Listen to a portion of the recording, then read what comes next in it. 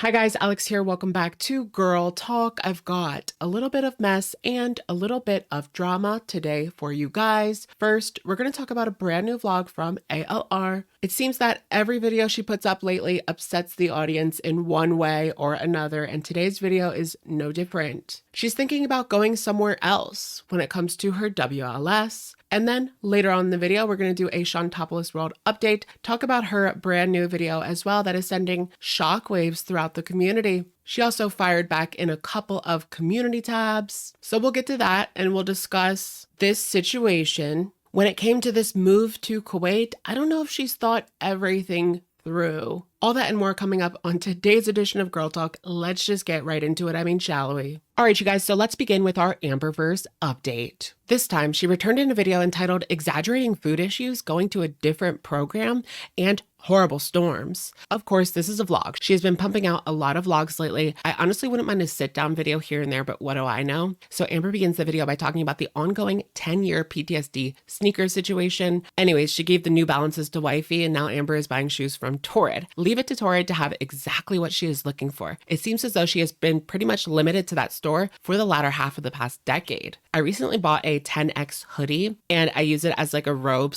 / wearable blanket. It's actually super comfortable and convenient, like a more practical snuggie. Amber addresses her controversial book again, but I'm over it. Now back to the tea. Amber has been emailing her dietitian for a while. It's like this whole thing. She can't take no for an answer because Amber knows best. To be honest, if she could get the WLS in 10 months, why not stick with that? Because it's not really that long. Amber's dietitian's appointment to speak with the surgeon was postponed because they have been having really bad weather and tornado warnings. The sky is falling. No, it's actually really bad. Amber skips forward to the next day to do some makeup for the camera. She says Lexington is still having really bad weather and they had to bring in all their porch furniture, or should I say wifey had to bring it all in.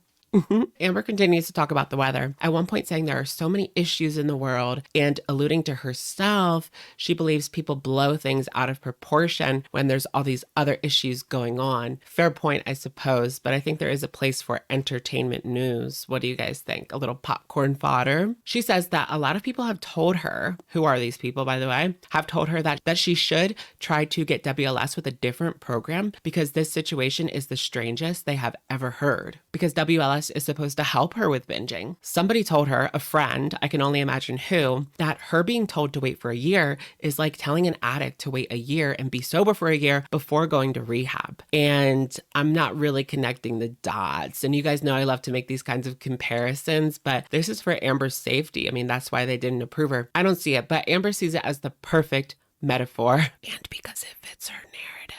Amber says that she doesn't binge like others. People have come out of the woodwork to say that when they are really desperate, they even start eating the condiments in their home, which it's funny that she brings that up because that is exactly what Chantal has said her binge is like. Anyone remember that? Amber only wants to eat junk food, not condiments. She is very hung up on whether or not she fits the definition of BED, and I think she's overthinking it. I mean, she's over 500 pounds. What difference does it make? It was just so much easier to just be like, yeah, I binge. It was like denial, you know? It's just a lot easier to say that instead of like, no, what's really going on? You know, I was just trying to fall onto something. And by doing that, I have actively ruined my future.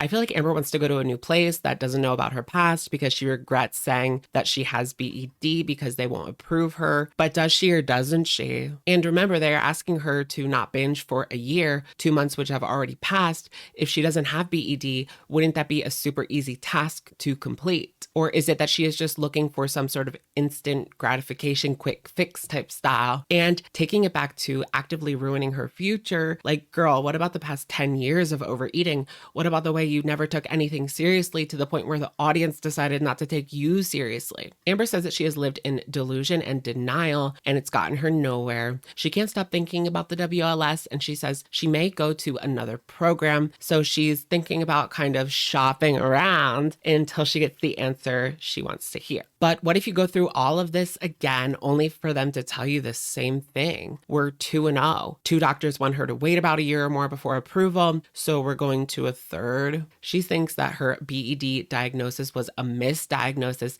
and she brings up her collapsed lung that was a misdiagnosis, and her cancer, and how she went to multiple doctors and they told her that this is a UTI and that they wouldn't look into it further. And to be honest, this wouldn't be the first time I've heard this about doctors not taking obese patients seriously. Amber ends by saying she exaggerated her food issues when she first went in. And I'm thinking, but you don't get to 500 pounds without some serious issues. Long story short, she says that she doesn't have BED. Okay, let's talk about this Foodie Beauty video. So Chantal put up this ridiculous video called Healthcare in a Foreign Country. She has her whole sugary sweet voice, her whole put on voice. She woke up very hoarse, very coarse, and she's having trouble breathing, but she has her inhaler. Now, a lot of people have speculated that she could possibly gotten MERS from a camel, but no word on that at this point. She did say that she took a COVID test and it was negative. I can't help but think that she is not taking the situation seriously, that she went to Kuwait without making any sort of plans in regards to her health. In the past, we have heard her talk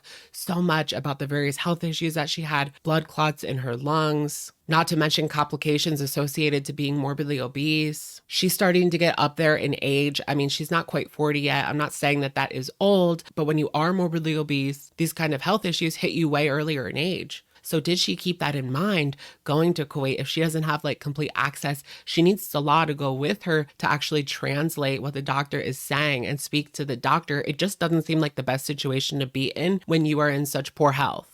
She says that her treatment, though, was relatively cheap. It only came out to about 33 Canadian dollars, which is less than 30 US dollars. So that's good, I guess. But what is she going to do when she has a serious emergency? I mean, she did say that her and Salah are going to look for some sort of primary care physician in the future. There has been a lot of conjecture surrounding her passport. I mean, she said that she used that as her ID, and then people were wondering, does she have a civil ID? Well, Foodie cleared that up and said that these things take time. But alas, a lot of people are not buying what she's selling at this point. She also took the time to, again, put down the West. That's her new MO, putting down the Western world, saying that waiting rooms and offices over there are just so plain and drab, while the Kuwait office was colorful. Anything to convince herself. So Foodie drags this out for as long as she possibly can to get this 10-minute video out there. But anyway, what happened is they looked at her throat and realized that she had a throat infection. They also looked at Salad's throat, but he had no infection. And then she got antibiotics and a nebulizer treatment. Anyways, on to the drama. So she took to her community tab to fire back at FFG. If you guys didn't see, just yesterday, FFG actually went live with Shannon, Foodie Beauty's ex-friend, and I believe they were over in Cornwall, which is Foodie's hometown. Anyways, a lot of people expected Chantal to be upset that she was hanging out with her ex-best friend again. The live stream was pretty funny, I'm not gonna lie. So Chantal fired back to some recent comments made by FFG on her community tab. And this is just something that has been going around. People have been comparing her to BBJ, Chantal and her issues. Right now, she needed medical attention. So people have been saying, what if they chose to just you down because you have medical issues, right? So that's kind of the like in jest comment that people were making. I mean, it wasn't really a serious comment. Here's what she had to say in regards to that. For those comparing me, a human having a cold or flu and getting treatment for it, to euthanizing a 21-year-old pet way past their life expectancy with severe arthritis and heart disease and more, I'll pray for you. Girl, save your prayers. You can only treat a cat living at that age with those conditions for so long until the inevitable and most humane option will be necessary. But FFG is the queen of prolonging suffering, after all, so I am not surprised her minions are leaving such comments. Also, for the person who sent me this screenshot below, I'll pray for myself after seeing that.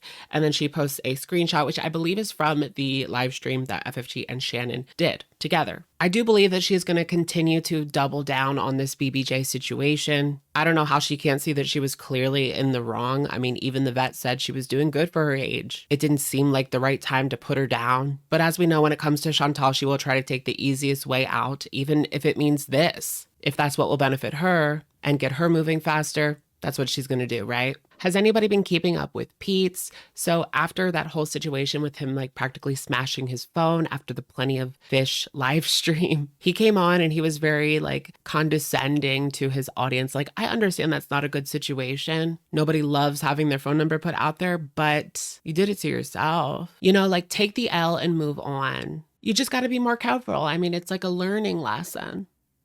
Anyways, he did end up putting up a community tab saying that he did in fact have to change his number. I can only imagine the kind of calls that he was getting. An unfortunate situation. I have noticed that public perception for Pete's, like it's kind of gone downhill lately. I feel like people are always like up and down when it comes to him. But I do have to say he does seem to be in a better headspace, even though he hasn't even like unpacked his clothes yet. What is he really doing all day? I don't know. He said that he's going to look for a job when he recovers from, I don't know, the move, but he still hasn't put his clothes up in the closet yet. Although it does seem like he is taking his channel seriously, like he is going live like almost every single day, despite the outbursts.